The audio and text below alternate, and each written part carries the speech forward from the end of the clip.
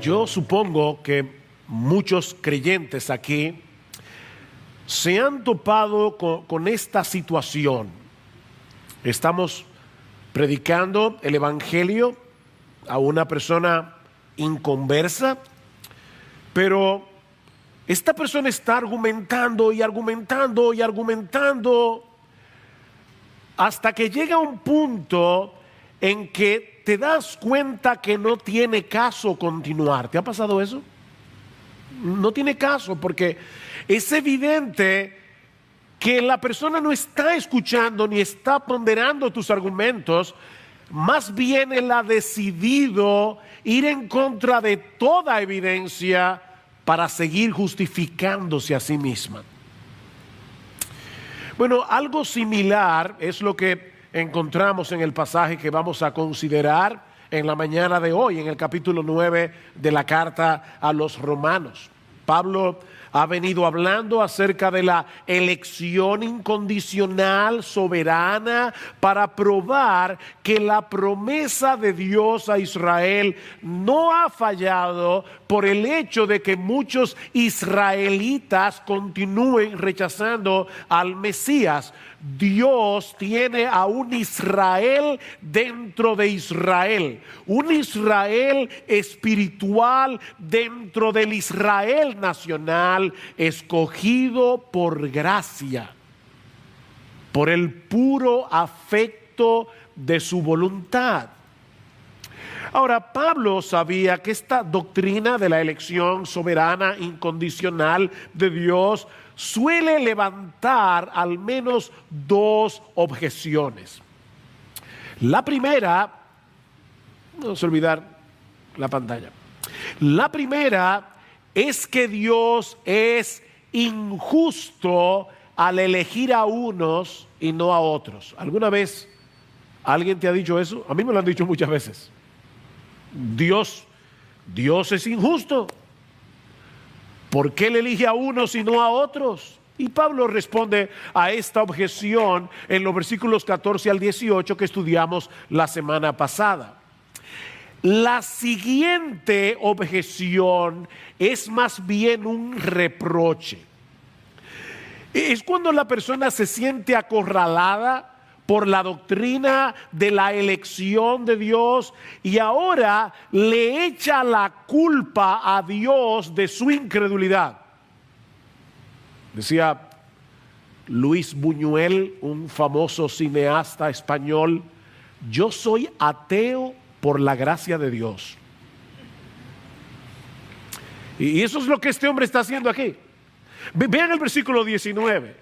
Me dirás entonces, aquí está la objeción, ¿por qué pues todavía reprocha a Dios? Porque ¿quién resiste a su voluntad? La Nueva Versión Internacional lo traduce de esta manera. Pero tú me dirás entonces, ¿por qué todavía nos echa la culpa a Dios? ¿Por qué Dios me trata como culpable? ¿Quién puede oponerse a su voluntad? Pablo acaba de decir en el versículo 18 que del que quiere Dios tiene misericordia y al que quiere endurece. De ahí la pregunta del oponente de Pablo: ¿cómo puede un Dios así juzgar a los seres humanos? Si Él ha determinado en su soberanía lo que hará con cada uno. Y de nuevo, mis hermanos, tenemos que insistir en el hecho de que si Pablo hubiera enseñado que Dios escoge a los que Él sabe de antemano que van a creer en Cristo, no se hubiera levantado esa objeción. Si eso fuera lo que Pablo hubiera enseñado. Pero lo que levanta este cuestionamiento es precisamente la enseñanza de Pablo sobre la soberanía absoluta de Dios en la salvación de los pecadores. En otras palabras, el oponente de Pablo entendió perfectamente lo que él está enseñando, pero está llegando a una conclusión equivocada. Yo puedo entender una enseñanza, pero entonces inferir cosas que son erróneas. Porque la inferencia o la conclusión a la que ha llegado el oponente de Pablo es esta: si Dios es soberano, entonces yo no soy culpable. Yo no tengo responsabilidad. No soy responsable de mis pecados. Ni siquiera soy responsable de ser incrédulo, porque Dios es soberano.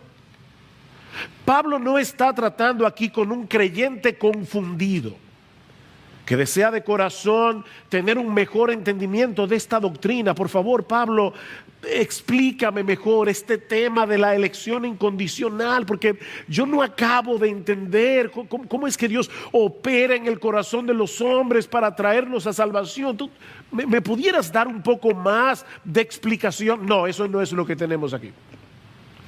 Eso no es lo que está pasando aquí. El oponente de Pablo está indignado con Dios. Él está criticando la forma de actuar de Dios. ¿Cómo se atreve Dios a juzgar a los hombres, a juzgarme a mí?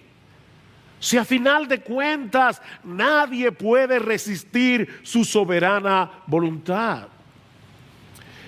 Es por eso que en vez de responder su pregunta, Pablo va a tratar con su corazón. Me encanta esto.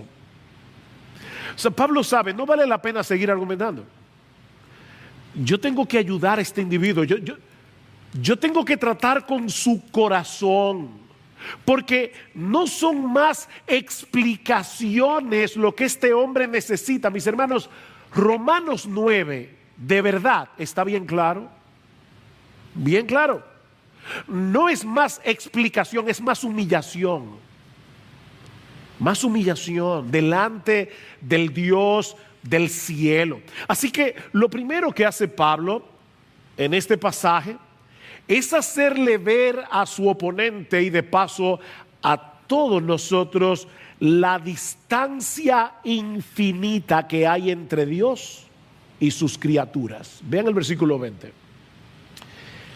Al contrario, ¿quién eres tú, oh hombre, que le contestas a Dios?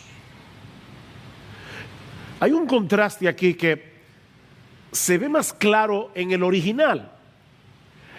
Oh hombre está al principio de la oración, y la palabra Dios tiene un artículo definido. No es simplemente Dios, es el Dios. Es como que Pablo le está diciendo: oh hombre, ¿quién eres tú? ¿Quién eres tú para que le pidas cuentas al Dios, al único Dios? Pablo le está diciendo: mira, mi amigo, hay un solo Dios y no eres tú. Hay un solo Dios y no eres tú.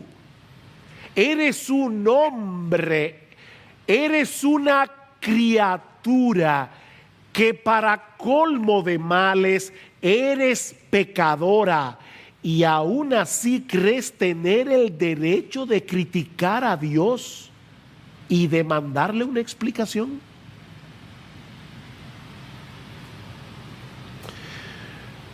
Y Pablo le va a decir: ¿dirá acaso el objeto modelado al que lo modela: ¿por qué me hiciste así?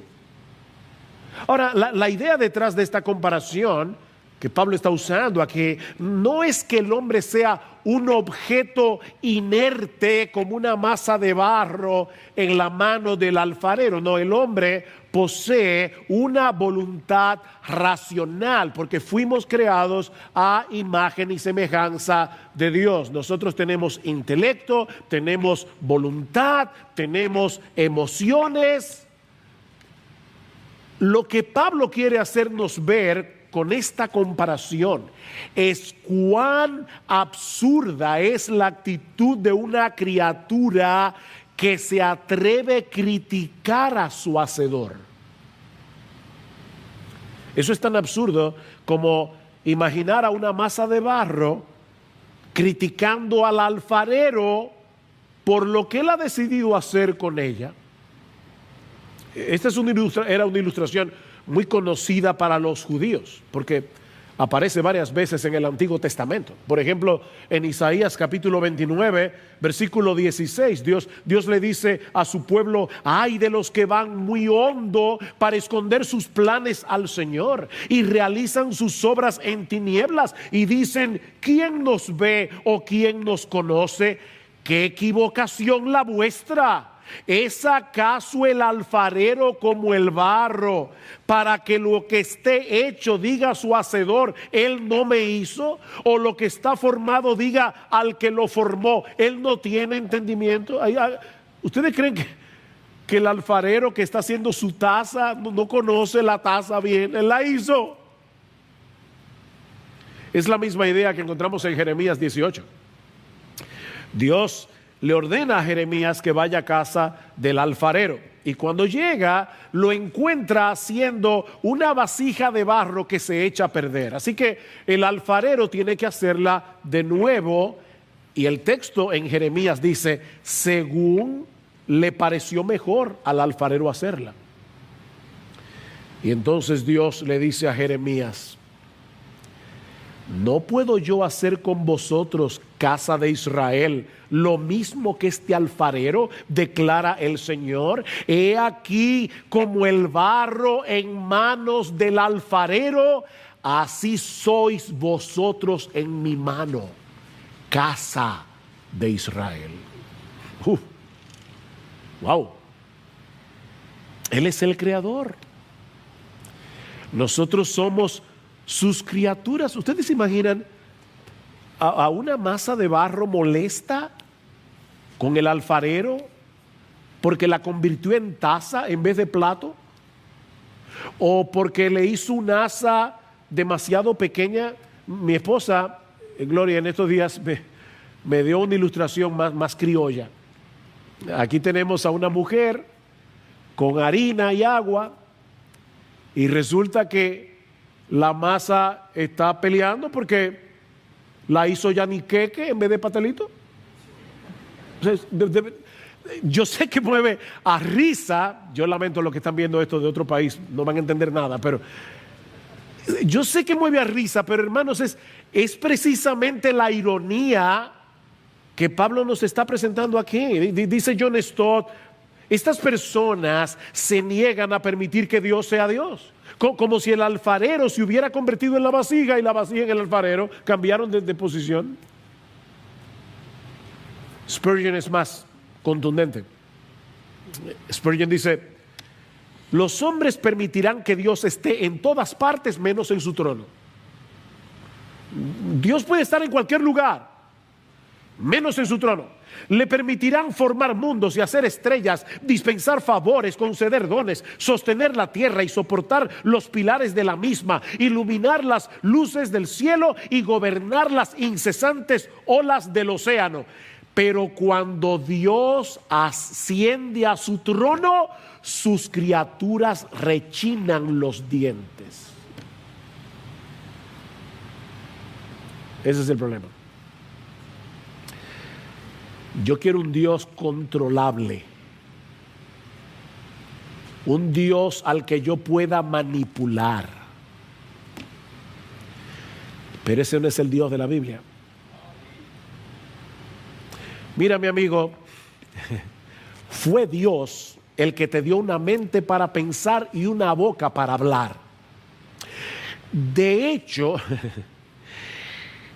aún el aire que usas para que tus palabras puedan ser escuchadas, porque si no hay aire no se transmite la voz. El aire que tú usas para que tus palabras puedan ser escuchadas es el aire de Dios.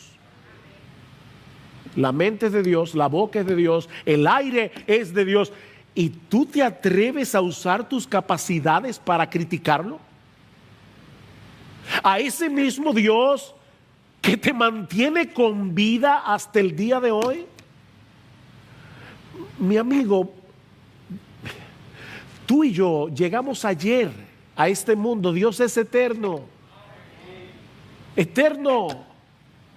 Somos tan frágiles que un pequeño virus que no se ve a simple vista te puede llevar mañana a una clínica entubado o a la tumba.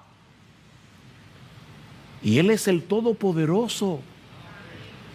Él es el que formó todas las cosas con la palabra de su poder. Miren, yo estoy seguro que la mayoría de los que estamos aquí no somos capaces de entender la teoría de la relatividad. Ustedes conocen la fórmula, muchos, pero ¿de verdad tú me puedes explicar la teoría de la relatividad? Algunos tal vez sí, yo no puedo. Pero déjame decirte algo. La mente de Einstein no era más que una pequeñita gota casi invisible ante el océano infinito de la sabiduría de Dios. Y tú quieres que Dios te explique lo que Él está haciendo.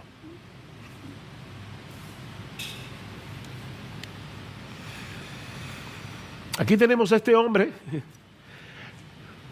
con un entendimiento entenebrecido y distorsionado por causa del pecado, desafiando y criticando a Dios por su gestión gubernamental y demandándole una explicación. ¿Cómo es eso de que tú eres soberano y que yo soy responsable? Explícame eso. ¿O tú pretendes que yo crea en ti sin que tú me des una explicación? Wow. Miren, mis hermanos y amigos que están aquí en esta mañana y que nos están viendo por la internet, nosotros no podemos entender siquiera cómo es que nuestros propios deseos operan en nuestro interior y cómo mueven nuestra voluntad. Tú no te entiendes a ti mismo, de verdad. Yo no entiendo cómo es que yo opero. No, yo sé que yo deseo cosas, pero yo no sé cómo es que los deseos operan en mi corazón, cómo mueven mi voluntad para que yo quiera una cosa en vez de la otra. Y vamos a demandarle a Dios que nos explique cómo es que armoniza nuestra responsabilidad con su soberanía. ¿De verdad tú crees que si Dios te explicara eso, tú lo vas a entender?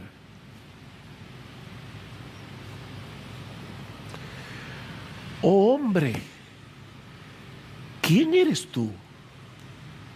¿Quién eres tú? Asume tu lugar de una simple criatura del polvo. En vez de seguir demandando una explicación que no tienes derecho a exigir y que tampoco tienes la capacidad de entender, mi amigo, acógete humildemente a la gracia y la misericordia de Dios en Cristo, que Él ofrece a todos libremente por medio del Evangelio. A todos. A todos libremente. Si tú no vienes es porque no quieres.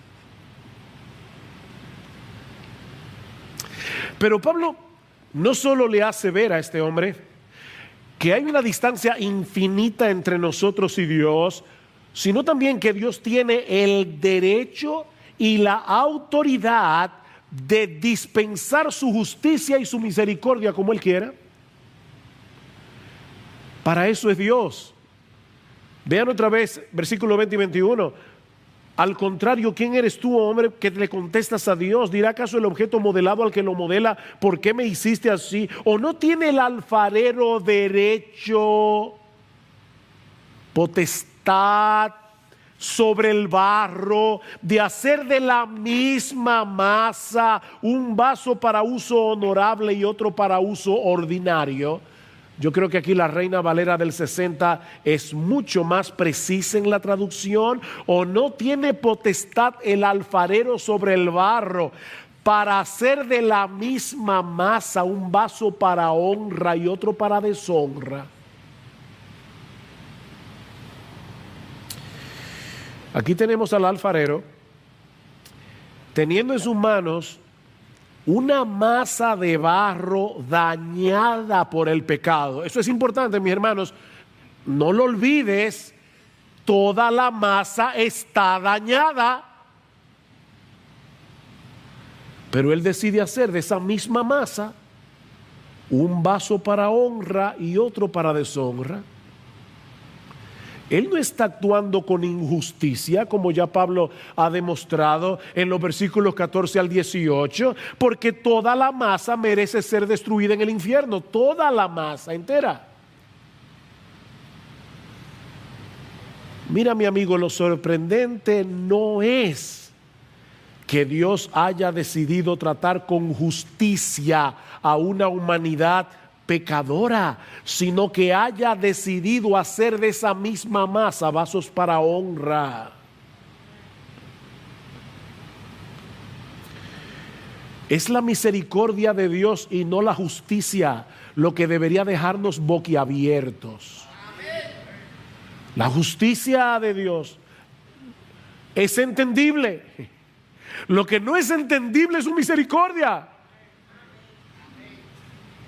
Sobre todo si tomamos en cuenta lo que Pablo ha dicho anteriormente en los capítulos 1 al 3 de Romanos sobre la culpabilidad del hombre. Yo sé que hace mucho tiempo que nosotros pasamos por esa sección de la carta, pero mis hermanos, no olviden que la carta a los romanos, voy a decir algo aquí como yo suelo decir a veces bien profundo, la carta a los romanos es una carta. ¿Y cómo tú lees una carta? Tú no lees un párrafo hoy, otro párrafo mañana y otro párrafo el mes que viene. Tú la lees de un tirón. Así que los miembros de la iglesia en Roma leyeron esta carta de una sentada de principio a fin. Así que lo que a nosotros nos ha tomado meses, a ellos le tomó 20 minutos, 25 minutos. Hace 20 minutos que ellos pasaron por Romanos 1, 2 y 3. Y en esos primeros capítulos de Romanos, de hecho, solo para que sepan, la carta entera a los romanos dura 55 minutos leído pausadamente. 55 minutos. Entera, los 16 capítulos. En esos primeros 3 capítulos de Romanos, Pablo nos presenta un caso contundente contra la culpabilidad humana, dejando al hombre sin excusas frente a la justicia de Dios. La masa entera está dañada, dice Pablo. Porque la ira de Dios se revela desde el cielo contra toda impiedad e injusticia de los hombres que con injusticia restringen la verdad. ¿Y cómo están restringiendo la verdad? Porque lo que se conoce acerca de Dios es evidente dentro de ellos, pues Dios se lo hizo evidente, porque desde la creación del mundo, sus atributos invisibles, su eterno poder y divinidad se han visto con toda claridad, siendo entendidas por medio de las cosas creadas, de modo que no tienen excusa. No aguanto la tentación de decirles esto. En estos días, Gloria y yo hemos estado viendo algunos documentales y uno de ellos fue acerca de la ley de Benford. Quizás tú nunca en tu vida lo habías oído, yo tampoco, pero es extraordinaria. La ley de Benford, por Frank Benford, quien la descubrió en el año 1936, consiste en ver, no se lo voy a explicar aquí, pero consiste en ver que en el mundo entero hay un patrón matemático inviolable, en el mundo entero. Tú tomas todos los ríos del mundo, por decirte algo, y tú los pones en orden de mayor a menor, y te vas a dar cuenta que el número que va a dar eso es una curva. Es una curva. ¿Saben cómo? Eso tú lo puedes hacer con tu cuenta de banco, tú lo puedes hacer con tu... Yo no sé con cuántas cosas. Eso es impresionante. La ley de Benford. Y Gloria y yo veíamos el documental y el tipo que está haciendo el documental le decía a las personas, pero ¿cómo es que eso pasa? Y decía, nosotros no tenemos la menor idea. Y yo decía, claro que no tienen la menor idea, porque han sacado a Dios de la ecuación.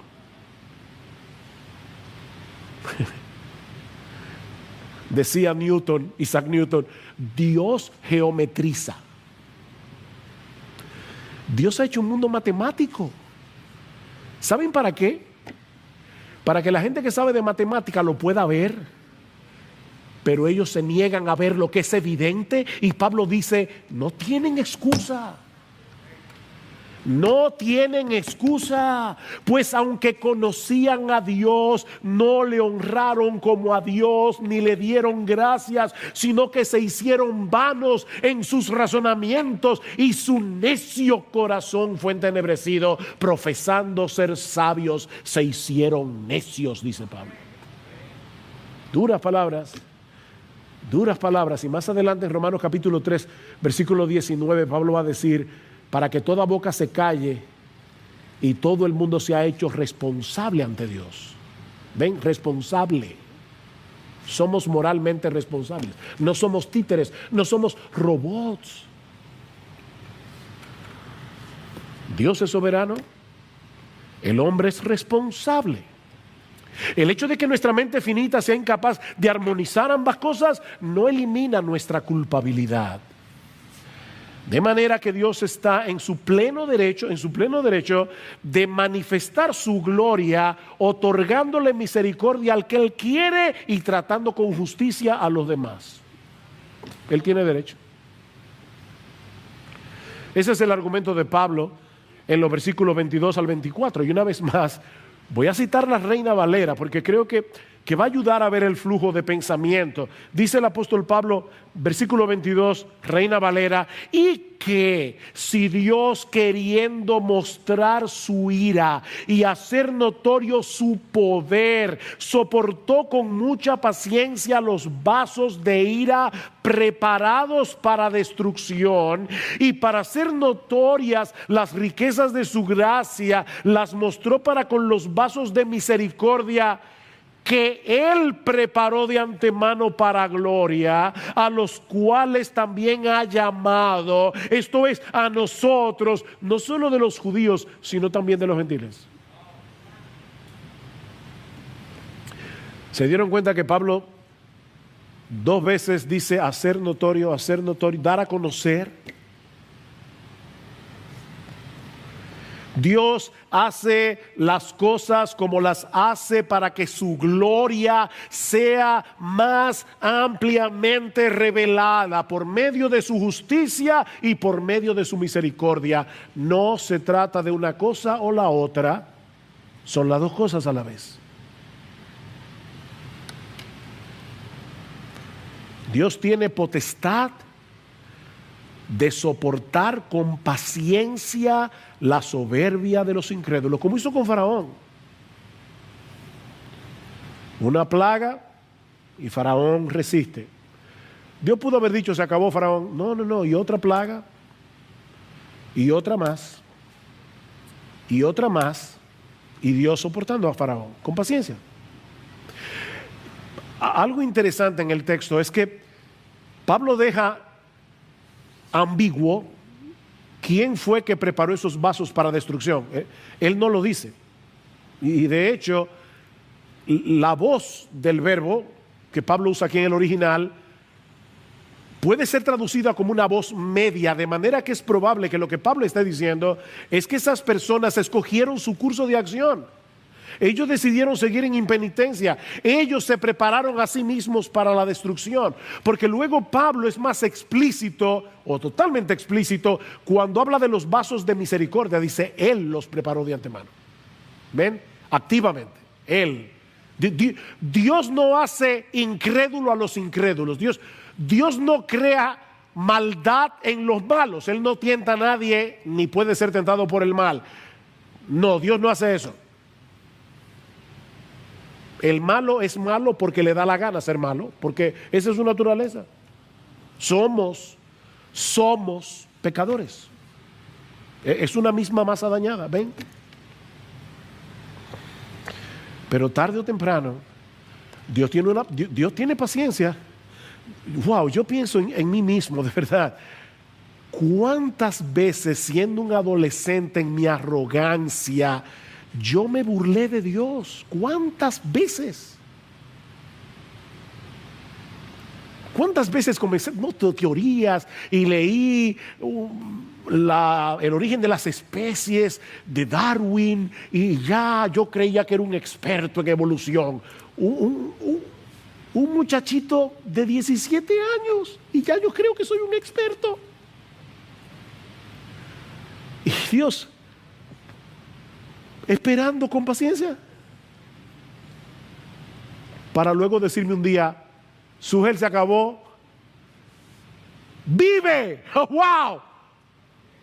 ¡Oh, wow! Este libro es verdad. No, yo no vengo del mono. Me hizo Dios. Gloria al Señor. Su mano me formó. ¡Cuánta paciencia! Así que, mi amigo, tú solo tienes una opción, y es humillarte ante Dios y clamar por misericordia, porque Él es justo, pero también es misericordioso. Las dos cosas. Yo no sé cuántas veces yo he escuchado esta frase, y estoy seguro que tú también: mi Dios es un Dios de amor, y Él no va a condenar a nadie. ¿Han oído eso?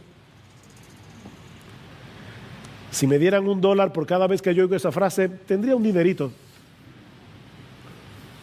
Mi Dios es un Dios de amor. Sí, es verdad. Él es un Dios de amor, pero es también un Dios de justicia. Mira, un Dios que solo tiene amor, pero no tiene justicia, no es el verdadero Dios, es una caricatura de Dios. Ese no es el verdadero Dios. De hecho, si no entendemos su justicia y su ira contra el pecado, tampoco vamos a poder entender la magnitud de su amor y de su misericordia.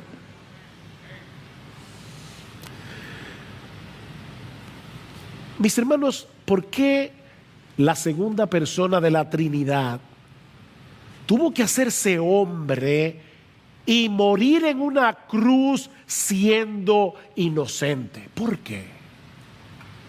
Porque Dios es perfectamente justo y Él no puede pasar por alto el pecado. Pero como Él es amor, al mismo tiempo justo y amor, Él decide, la Trinidad decide, que Dios, el Hijo, se haga hombre y cargue con mi culpa para que Dios pueda perdonarme y mantener intacta su justicia. ¡Oh, qué gran Dios! ¿Ustedes recuerdan la escena que vimos la semana pasada en Éxodo capítulo 34, cuando Moisés le dice a Dios: muéstrame tu gloria? Y Dios, en el capítulo 34 de Éxodo, esconde a Moisés en una peña y pasa por encima de él proclamando su nombre, es decir, dándole a Moisés una revelación de su esencia, una revelación de quién él es. Pero, mis hermanos, hay una paradoja en lo que Dios le revela a Moisés. Dice Dios a Moisés: yo soy compasivo y clemente, lento para la ira y abundante en misericordia y fidelidad, el que guarda misericordia a millares. Y ahora escuchen: el que perdona la iniquidad, la transgresión y el pecado, y que no tendrá por inocente al culpable. No, espera, aquí hay algo raro. Aquí hay algo raro. ¿Cómo podemos congeniar esas dos cosas? Si Dios no tendrá por inocente al culpable, y todos somos culpables, ¿cómo Él puede perdonar la iniquidad, la transgresión y el pecado? No parece lógico. Él no tendrá por inocente al culpable, y todos somos culpables. No puede perdonar a nadie, pero Él dice que Él perdona. ¿Cómo lo hace? Para entender esta paradoja tenemos que meter a Cristo en la ecuación. Tenemos que meter a Cristo en la ecuación. La solución es Cristo. Dios no pasó por alto nuestra culpa para concedernos su perdón, sino que la castigó plenamente en la persona de su Hijo. He ahí la solución del dilema. El justo fue castigado para que los injustos seamos perdonados. Pero mis hermanos, la muerte de Cristo en la cruz no tendría significado a menos que la veamos a la luz de la perfecta justicia de Dios. No tiene sentido. Él tenía que morir porque Dios es justo y Dios no puede hacerse de la vista gorda con el pecado. ¿A ustedes les agrada que nuestros jueces muchas veces se hagan de la vista gorda? Sobre todo con los ladrones de cuello blanco. ¿A ti no te molesta? Porque a mí sí. Queremos justicia. Yo quiero vivir en un país donde haya justicia. Bien, nosotros vivimos en un universo donde habrá justicia, donde Dios tratará a todo el mundo conforme a sus obras. Pero Dios decidió tener misericordia en Cristo. En Cristo. Mis hermanos, la misericordia, no solamente la cruz, la misericordia de Dios pierde todo su significado sin la justicia de Dios. Pierde su significado. Es al ver la ira de Dios derramada justamente sobre una humanidad culpable, cuando se hace más evidente las riquezas de su gloria para con los vasos de misericordia que Él preparó de antemano para gloria. ¡Wow! ¿Ven cómo Pablo está resaltando otra vez la incondicionalidad de la elección?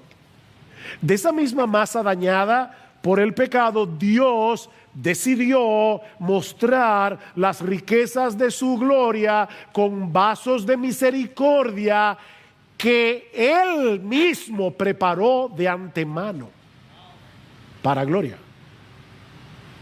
Para que vean el esplendor de su gloria y para que compartamos su gloria. Los justos resplandecerán como el sol en el reino de su Padre, dice Jesús. Por eso es que Pablo dice en Romanos 8:18 que las aflicciones del tiempo presente no son comparables con la gloria venidera que en nosotros ha de manifestarse. Vasos de misericordia. Wow, mi hermano, ¿tú has pensado en ti de esa manera? Yo soy un vaso de misericordia, rebosando de misericordia. Y fui preparado para gloria.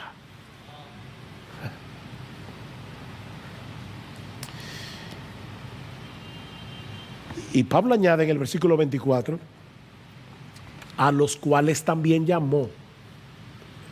Y es obvio por el capítulo 8 de Romanos, que ese llamamiento del que Pablo está hablando aquí no es simplemente el llamado que hacemos libremente a través de la predicación del Evangelio a cualquiera que quiera venir a Cristo. No, este es un llamado irresistible que liberta nuestra voluntad de la esclavitud del pecado para que nosotros podamos responder libremente al llamado del Evangelio. Eso es una de las cosas que veremos esta tarde en la clase de escuela dominical. Cómo Dios nos hace libres para que podamos responder al llamado del Evangelio. Pero al hablar de este llamamiento, Pablo nos lleva de vuelta al argumento principal de toda esta sección de la carta, y es que la promesa de Dios no ha fallado. Recuerden que ese es el argumento, ese es el foco principal de los capítulos 9, 10 y 11. Aunque muchos descendientes físicos de Abraham permanecían en incredulidad, ahora Pablo le hace ver a su oponente que el verdadero Israel no solo está compuesto por todos aquellos israelitas que fueron escogidos de pura gracia, sino también por todos aquellos que fueron elegidos de entre los gentiles. Hoy, gloria a Dios, habían dominicanos ahí. Por eso estamos aquí. De manera, mis hermanos, que el plan de Dios no ha fracasado. ¿Qué fue lo que Dios le prometió a Abraham en Génesis capítulo 12, versículo 3? En ti serán benditas todas las familias de la tierra. Esa fue la promesa. Y más adelante en el capítulo 22, versículo 18, Dios le dice a Abraham: y en tu simiente serán bendecidas todas las naciones de la tierra. Y eso es lo que Pablo va a probar ahora a través de 4 citas del Antiguo Testamento, 2 del libro de Oseas, 2 del profeta Isaías, para mostrar que la inclusión de los gentiles y la salvación de un remanente de Israel escogido por gracia, ese fue el plan de Dios desde el principio. Y eso nos lleva a nuestro tercer y último encabezado, que veremos mucho más brevemente. Y es que Dios ha estado llevando a cabo lo que Él se había propuesto hacer en su soberanía.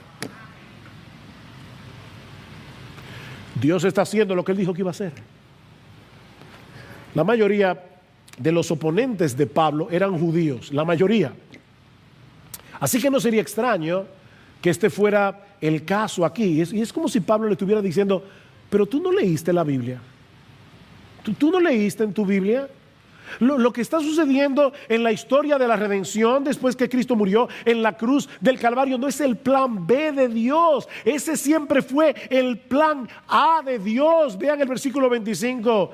Como también dice en Oseas: a los que no eran mi pueblo llamaré mi pueblo, y a la que no era amada, amada mía. Qué dulce, ¿verdad? Cuando un esposo le dice a su esposa: amada mía. En el tiempo de Oseas, el reino del norte se había apartado de Dios, se había entregado por entero a la idolatría, es decir, que espiritualmente hablando se habían convertido en una nación adúltera, y Dios los castigó usando a la nación de Asiria en el siglo 8 antes de Cristo como instrumento de juicio. Israel fue esparcido entre las naciones y tratados como una nación gentil, como si no fueran el pueblo de Dios. ¿Saben lo que hizo Dios? En el norte, recuerden que habían 10 tribus en el norte, 2 en el sur. Dios levantó a Oseas en el reino del norte. Y resulta que Oseas tenía una esposa llamada Gomer, que había sido adúltera literalmente, y le había dado a Oseas hijos de adulterio, hijos de fornicación. Y Dios usa a Oseas, que tiene este matrimonio, para mostrar lo que él iba a hacer con esos israelitas rebeldes y adúlteros. A pesar de su apostasía, Dios habría de traerlos de nuevo a la salvación por el poder de su palabra. De manera que esos que ya no podían ser llamados con toda propiedad el pueblo de Dios, eventualmente vendrían a ser su pueblo. Y yo no estoy hablando de los israelitas que murieron en la época de Oseas. Yo estoy hablando de la época de Pablo. Y ahora estoy hablando no solamente de los israelitas, estoy hablando de los gentiles. Pablo nos dice en Romanos que Dios ha cumplido esa profecía a través de la salvación de los gentiles. Que ahora por la fe en Jesucristo hemos venido a ser la iglesia, el pueblo de Dios del nuevo pacto. Es el mismo argumento de Pedro en primera de Pedro capítulo 2 versículo 10, que cita el mismo texto de Oseas. Mi hermano, eso somos tú y yo por la gracia de Dios, vasos de misericordia que Él preparó de antemano para gloria. Por causa de nuestra unión con Cristo, nosotros que estábamos apartados de la ciudadanía de Israel, ajenos a los pactos de la promesa, sin esperanza, sin Dios en el mundo, como dice Pablo en Efesios capítulo 2, versículo 12, ahora somos parte de la familia de Dios. Versículo 26. Y acontecerá que en el lugar donde les fue dicho, vosotros no sois mi pueblo, allí serán llamados hijos del Dios viviente. ¿Recuerdan que los hijos de Dios son hijos de la promesa? Romanos 9:8. Aquí está el punto. Nosotros somos hijos de Dios. ¿Por qué? Porque Él lo prometió. ¿Y qué de Israel? ¿Cómo entender que tantos israelitas continúan en incredulidad? Bueno, Pablo va ahora a citar Isaías, versículo 27. Isaías también exclama en cuanto a Israel: aunque el número de los hijos de Israel sea como la arena del mar, solo el remanente será salvo, porque el Señor ejecutará su palabra sobre la tierra cabalmente y con brevedad. Y no solo eso, vean por último el versículo 29. Como Isaías predijo, por favor, hermanos, escuchen este texto con atención, porque lo pueden pasar por alto algo importante. Si el Señor de los ejércitos no nos hubiera dejado descendencia, hubiéramos llegado a ser como Sodoma y semejantes a Gomorra. ¿Saben lo que está diciendo Pablo aquí? Dejados a la inclinación natural de sus corazones, la nación de Israel habría llegado a ser tan perversa como Sodoma y Gomorra. Pero Dios decidió soberanamente dejar una descendencia. ¿Ven otra vez la elección? Dios dejó una descendencia, un remanente escogido por gracia. Eso es lo que Pablo va a decir en Romanos capítulo 11, versículo 5. Y de la misma manera también ha quedado en el tiempo presente, dice Pablo en su época, un remanente conforme a la elección de la gracia de Dios. Un remanente escogido. De manera que la promesa de Dios no ha fracasado. Él ha estado llevando a cabo lo que desde el principio se había propuesto hacer en su soberanía: salvar a judíos y a gentiles escogidos por gracia, por medio de la obra redentora de nuestro Señor Jesucristo. No, Dios nunca fracasa. Dios nunca fracasa.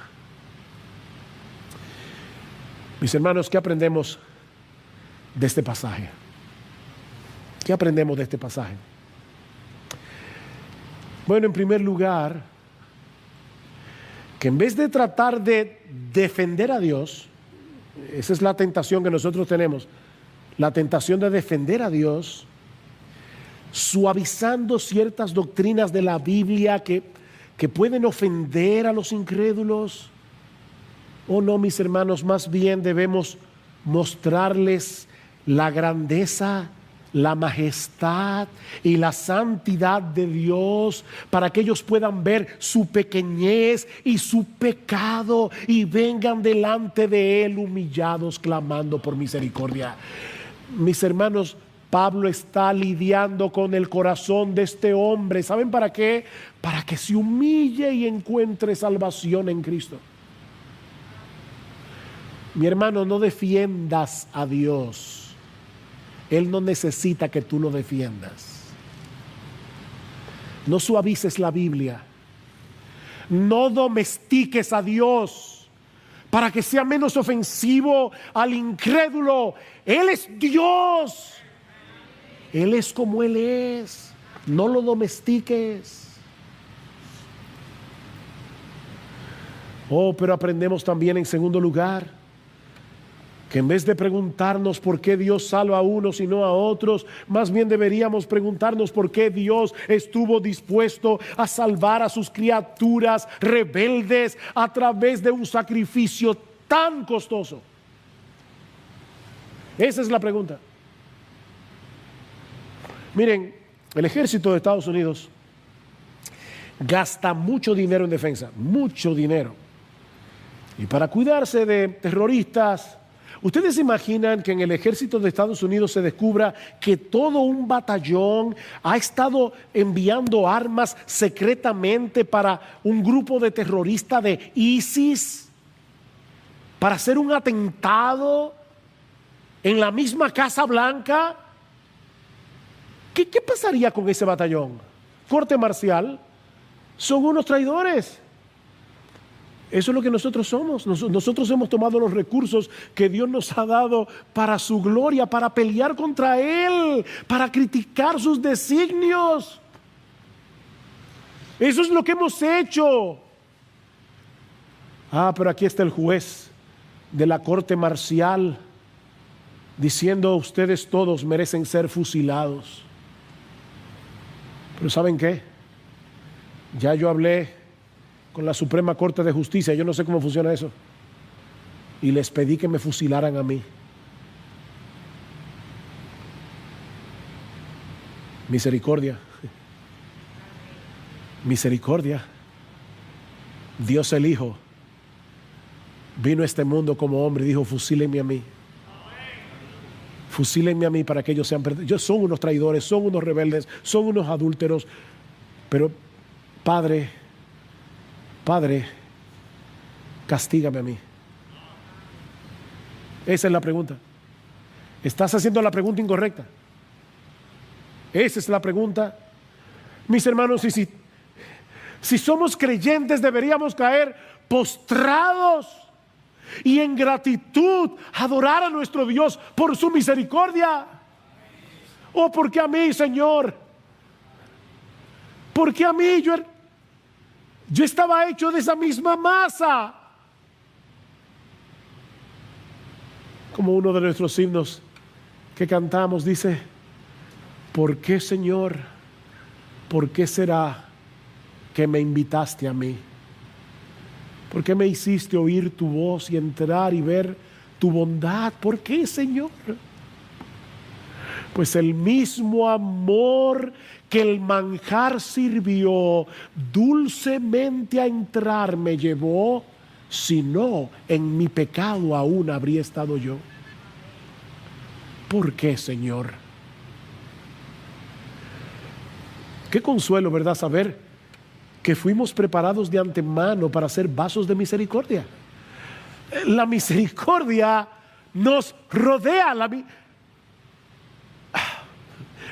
Dios nos preparó, la masa dañada, Dios nos preparó como una taza grande que Él va a colmar de sus bondades y de sus misericordias. Y al final veremos su gloria. Pero aprendemos también, en tercer lugar, que debemos reconocer nuestras limitaciones y aceptar que no podemos saberlo todo ni entenderlo todo. No olvides que aquí estamos tratando con la revelación de la mente de Dios. ¿De verdad tú esperas entenderlo todo? ¿Tú entiendes cómo es eso de que la Biblia fue escrita por hombres pero inspirados por el Espíritu Santo? Y que Dios no anuló las personalidades ni de Pablo ni de Pedro. Cuando tú lees a Pablo es Pablo, cuando lees a Pedro es Pedro, pero fueron inspirados de tal manera que cada palabra de ese libro es palabra de Dios. ¿Tú entiendes eso? Yo no lo entiendo. Que hay un montón. Óyeme. Mientras más grande es la luz, decía Spurgeon, más grandes son las tinieblas que la circundan. Mientras más entiendas cosas de la Biblia, más preguntas tendrás. Acepta el misterio,